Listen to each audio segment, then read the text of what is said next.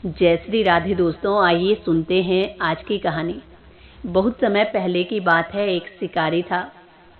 वो रोज पशु पक्षियों का शिकार किया करता और उसी से अपनी आजीविका चलाता। उसी से उसके परिवार का भरण पोषण होता था। एक दिन रोज की तरह वो शिकारी जंगल में शिकार करने के लिए चला गया। वहां पर उसे काले रंग का एक विशालकाय जंगली सूअर दिखाई दिया और ये देखकर उसे बड़ी खुशी हुई। उस शिकारी ने तुरंत ही अपना धनुष निकाला और खींचकर तेजी से बाण को सूअर की तरफ छोड़ दिया और वो बाण जो था उस सूअर को लग गया। और अब घायल सूअर भी क्रोध में आकर उस शिकारी पर हमला कर देता है।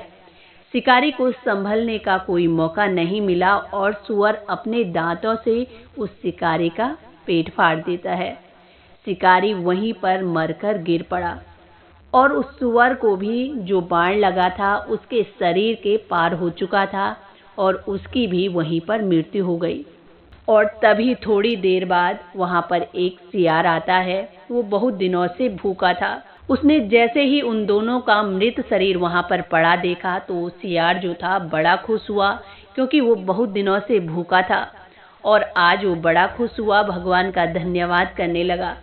कहने लगा कि आज तो भगवान की मुझ पर बड़ी कृपा हुई है। इतना भोजन तो मेरे बहुत दिनों तक काम आएगा, लेकिन अब मैं थोड़ा थोड़ा करके इसको रोज खाऊंगा तो ये बहुत लंबे समय तक चलेगा। और ये सोचने के बाद वो मूर्ख सियार जो था उस शिकारी का और सूअर का मृत शरीर छोड़कर पहले धनुष में लगी तांत की डोरी पर जो मांस लगा था उसे खाना शुरू कर देता है। वो सोचता है कि इसमें भी बहुत मांस लगा है, तो इस प्रकार लालच में आकर वो उसे भी खाने लगा।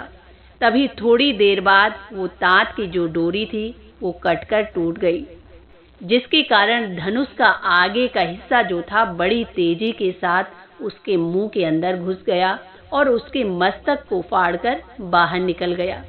इस प्रकार तृष्णा के वशीभूत होकर उस सियार की भी वहां पर बहुत ही भयानक और पीड़ादायक मृत्यु हुई।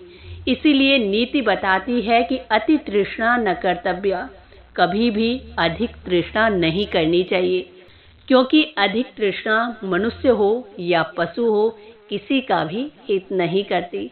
लालच बुरी बला है, इसीलिए कहा जाता है। इस कहानी की सीख यही है कि उस सियार को पर्याप्त भोजन मिला था।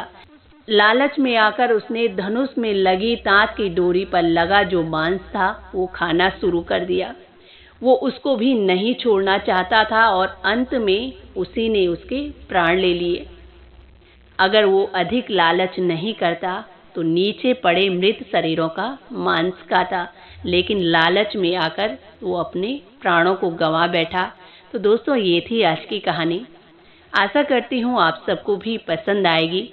इसी के साथ जय श्री राधे, जय श्री कृष्णा।